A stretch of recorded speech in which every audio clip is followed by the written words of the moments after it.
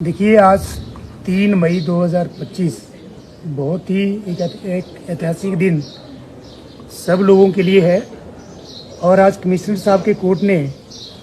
इस पूरी संजौली मस्जिद को गिराने का ऑर्डर जो है पारित कर दिया है। जो 2 फ्लोर जो बचे थे, ग्राउंड फ्लोर और फर्स्ट फ्लोर, उनको भी पूर्ण तरीके से अवैध एमसी कोर्ट ने माना है और उनको भी गिराने का आदेश आज कर दिया है। और जैसा कि हमने पहले ही आप लोगों को बताया था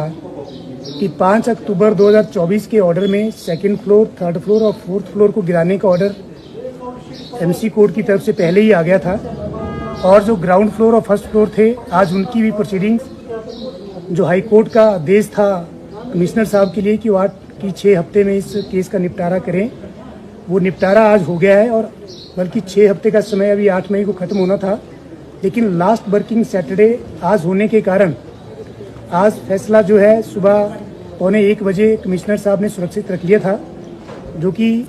तकरीबन 1:30 बजे इस केस में फैसला आया है। और जो ये पूरी मस्जिद है, इसको गैर कानूनी माना गया है और इसको गिराने के आदेश दिए गए हैं। क्या कहा गया है कोर्ट की तरफ से? क्या जो संजौली मस्जिद कमेटी है कागजात दे नहीं पाई, वक्फ बोर्ड जो कागज मांगे गए थे वो दे नहीं पाई है? सर, आज ऑर्डर में एक क्लियर वर्डिक्ट आया है कि पिछले 15 साल से एचपी वक्फ बोर्ड इस जमीन का मालिकाना हक जो है कोर्ट के अंदर साबित नहीं कर पाए, और ना ही उन्होंने पुरानी मस्जिद को गिराते समय सेक्शन 242, 43 और 244 और ऑफ एमसी एक्ट की कंप्लायंस नहीं की थी, जिसके कारण अब स्पॉट पे कोई मस्जिद जो है वो एग्जिस्ट नहीं करती थी। और पुरानी मस्जिद को गिराने के बाद जो ज़मीन थी वो हिमाचल प्रदेश सरकार के नाम पे ऑलरेडी चली गई थी और ऑलरेडी हिमाचल प्रदेश सरकार ही उस ज़मीन की मालिक थी। और कमिश्नर साहब ने क्लियर शब्दों में कहा है कि जब आपने पुरानी मस्जिद को गिरा दिया था बिना परमिशन के और आपके पास सेंक्शन मैप नहीं था, तो आप नहीं बना सकते थे, जिस कारण इस पूरी मस्जिद जो है आपने गैर कानूनी तरीके से इसका जो निर्माण किया था और जिसकी आपके पास कोई एनओसी नहीं थी, किसी भी तरह की कोई आपके पास जो है सैंक्शन नहीं थी। और बड़ी हैरानी की बात यह है कि पिछले 15 साल से लेकर के आज तक वक्फ बोर्ड एमसी कारपोरेशन के ऑफिस से गार्बेज और टैक्स की एनओसी तक जो है नहीं ले पाया और उनके कागज भी जो है वो अपने कोर्ट में सबमिट नहीं कर पाए। और बहुत ही बढ़िया ऐतिहासिक फैसला आज आया है कमिश्नर साहब के कोर्ट से। और मैं इस बात को मानता हूं कि जिन लोगों ने प्रोटेस्ट किया था, जिनके ऊपर झूठी एफआईआर दर्ज हुई थी, जिन लोगों ने पुलिस के डंडे खाए थे, आज उन लोगों को एक इंसाफ मिला है। और हमने पहले ही दिन से कहा था कि इनके पास कोई भी ऐसा कागज नहीं है जिससे साबित हो सके कि ये जो मस्जिद है ये गैर कानूनी नहीं है, और ना ही इस ज़मीन का कोई मालिकाना हक इनके पास था। और आज तो कोर्ट ने ये मोहर लगा दी है कि इस जो मस्जिद वाली ज़मीन है इसके ऊपर एचपी वक्फ बोर्ड का किसी भी तरह का कोई हक नहीं है। और ये ज़बरदस्ती जो है लैंड माफिया की तरह इन्होंने यहाँ पे कब्जा कर लिया था,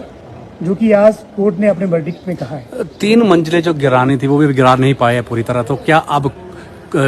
एमसी इसको गिराएगा या फिर उनको ही गिराने के आदेश दिए हैं? 5 अक्टूबर 2024 के ऑर्डर में जो 2 महीने का जो समय कमिश्नर साहब ने रेजिडेंट संजौली मस्जिद कमेटी और एचपी वक्फ बोर्ड को second floor, third floor, fourth floor को गिराने का दिया था,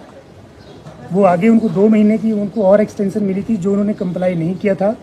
लेकिन उसके बाद हमारे एमसी कोर्ट में इस केस में 2 स्टेटस रिपोर्ट जो जेई साहब की तरफ से आई है, उन्होंने उसमें स्पेसिफिकली लिखा है कि आप हमारे को ऑर्डर करें, हम जो है एमसी वाले इन 3 फ्लोर को डिसमेंटल अपने हिसाब से करेंगे और जो उसका एक्सपेंडिचर है वो इन लोगों से लिया जाए। लेकिन आज उस बात के ऊपर कोई वर्डिक्ट नहीं आया और आना भी नहीं था, क्योंकि जो 3 फ्लोर का जो ऑर्डर है 5 अक्टूबर का, वो फाइनल हो चुका है। उसकी जो अपील की थी वो खारिज हो चुका था। इसलिए मुझे लगता है कि बड़े जल्दी